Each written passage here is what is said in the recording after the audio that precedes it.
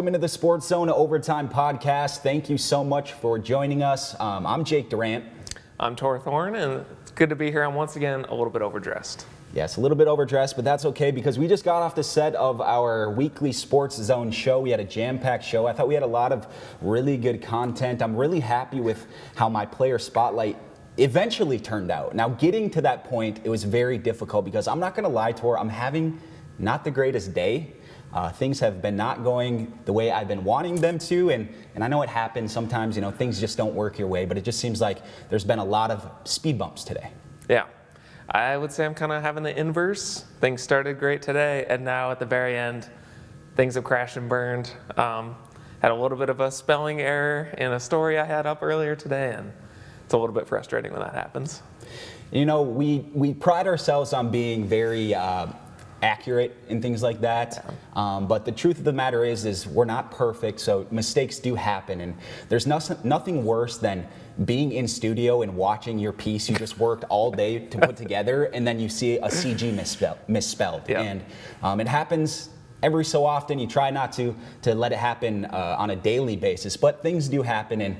And we take that personal because we do put a lot of work in. So when it doesn't, translate to TV, it's frustrating, and they tell us a lot of the times, like, hey, people at home aren't going to notice little things like that, but when you're here, it feels like the world's crashing down almost. So it kind of sucks. And you're doing a story like with this community that might not get featured all the time. Yeah. You're just thinking about them at home, like, oh, I'm finally on, and then they see some sort of error or something in there. It's a little frustrating, right? But we got through it, and I do want to go through the Sports Zone rundown today because, like I mentioned, I thought we did have a lot of good content today. Yeah. It started with our game of the week.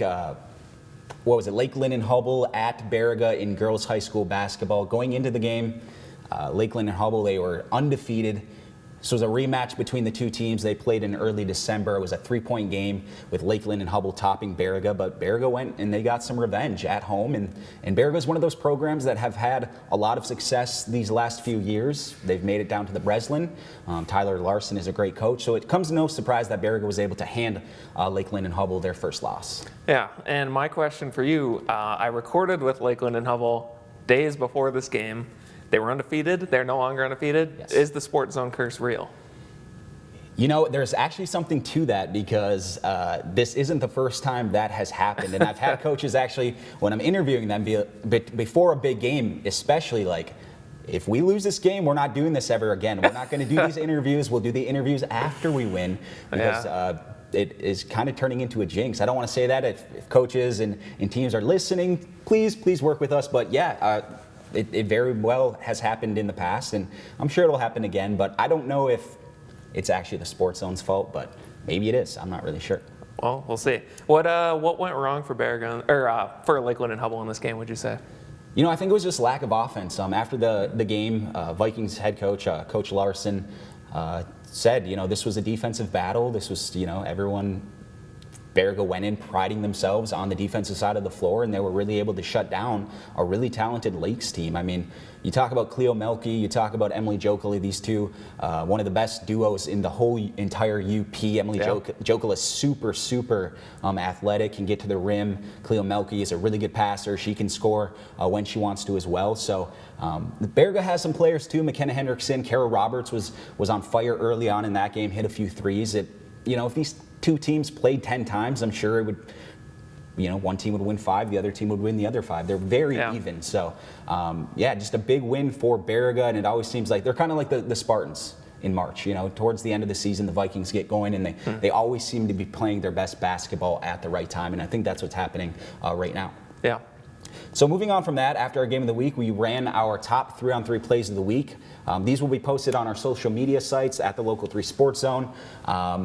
The theme of this week's top 3 were buzzer beaters. Now, there were 3 I could choose from. I put 2 on air. It began, Liam Luke was our number 2 play. Actually, let's go to the number 3 play. So the number 3 play was Emily Jokela, she had a really nice reverse lay-in. Not often do you see a girls basketball player be able to jump from one side of the rim, float in the air, Right. get it around, and then get it up, have the body control to actually make the basket. Yeah, that and was she's just awesome. one of those special players that were able to pull that off. So when I saw that, I was like, that has to be the top play, and she checked in at number 3. At number 2, Westwood and Marquette played earlier this week. Marquette is actually a team that's on fire. They've won 8 straight games once they topped Westwood earlier this week, and they're playing some really good basketball. But we did run Westwood's Liam Luke. He hit a buzzer beater 3 at the end of the first quarter, and anytime you can come up clutch and get that momentum as a quarter ends, I think it's deserving of a top play. Yeah, it's awesome. You always see that in games, people launching up the half quarter, whatever at the end of the quarter. It's cool that we got multiple of those in 1 week. And then number 1, Ella Mason from Negaunee. If you don't know who Ella Mason is, I don't know where you've been. She's one of the best players here in the UP, and she's been on our top 3-on-3 plays a few times throughout her career. She also hit another buzzer beater, but hers came at halftime, and her team won, so that's kind of how I differentiated the two. Yeah, their opponent scored. She got the ball, dribbled down, pulled up in rhythm, top of the key 3 as the buzzer sounded. It was a really good play. She's been hitting big shots her whole career, so it was no surprise that she was able to get that number 1 play. Totally. So you already mentioned a little bit earlier that you went to Lakeland and Hubbell to talk with the Lakes. Now, Yeah. this team doesn't get a lot of media coverage. I know they were happy to see you there. Yeah. Talk about just that experience and what you learned from that trip up to Lake Linden, and kind of what you learned about the Lakes basketball team. Yeah, it's cool. It's always fun to go up north into the Keweenaw. It always feels a little bit like remote when you're up there, you know? Yeah. But it's surprising how many schools they have packed just into that little area. We were talking about Dollar Bay, Hancock, Lakeland and Hubbell, Calumet, everything like that. But yeah, it was awesome. Getting to see a little bit behind their program, and I got to dig into a little bit of the history this week, looking back. They really have not had much in terms of winning seasons going back as far as I could find in MHSAA database. And yeah, last year, first year with Coach Jack Kumpola, and yeah, they totally turned it around. And they've obviously been off to a super hot start this year. And I thought it was interesting he mentioned to me, they do have 5 seniors, but he said that they are led by their underclassmen in who you were talking about with Jokela and Milky. And yeah, it was just cool to see. It's cool to see how different schools operate, like in practice and stuff like that. Jokela, I think, she's a junior and is already past, I think, 1,100 points, he said. Wow. So that's always super impressive. So we might have to actually go back up there and do a player spotlight on Jokela. If not this year, definitely next season for sure. Yeah, for sure. I do think Lakeland and Hubbell is going to be one of those teams that has the potential to make noise in the postseason, like you mentioned. When you have 5 seniors on your roster and then some really talented underclassmen, I think that's the formula for a very special season. And it seems like these girls are playing well together, and despite that little road bump against Baraga, I think they're going to bounce back and be completely fine. So I do expect Lakeland and Hubbell to be one of those teams that we're talking about into March. Moving on from there, this week's player spotlight, I went to Iron Mountain and I was able to talk with junior point guard Gerald Sample Torres. And again, this was one of those things where I went into the interview thinking one thing, but by the time I was done conducting the interview, it had turned into something completely different, something a lot better with multiple layers. And that was definitely something that I was excited about. Now, Gerald is obviously a junior at Iron Mountain High School. He moved to Iron Mountain when in 7th grade. He moved from Puerto Rico to Iron Mountain. So you can kind of imagine the culture shock that he went through coming from Puerto Rico to Iron Mountain. And if you haven't seen the piece, go to upmatters.com/sports, because he does talk about when he arrived, just how calm and quiet everything was.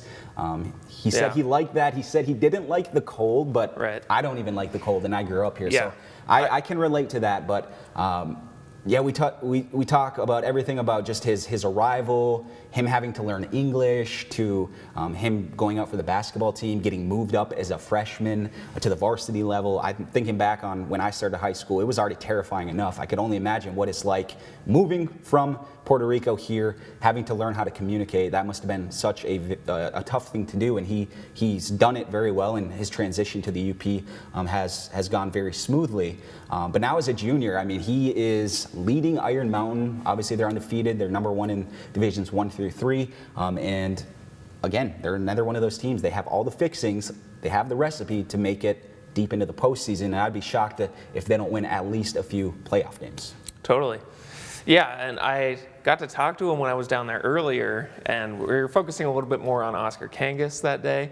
But I think the two of those together is just like an awesome combination. You want to give Oscar the ball as much as possible, but you need someone like Gerald to be able to spread the ball. Exactly. And it's not just Oscar. They have a lot of really good players. Ian Martela is a great player. Reese Kangas is a great player. Joey Kolovecki is a great player. So they definitely have a lot of options. Now, another thing in this piece that was really interesting was his relationship with two of the Iron Mountain assistant coaches, Kyle Johnson and Marcus Johnson. Now, I covered both of those two when I first started here at Local 3. So that's a sign that I'm getting a lot older. But it's cool to see them kind of transition into the coach's role. And they did they're doing a really nice job giving him advice, helping him through the ups and downs and challenges of a season.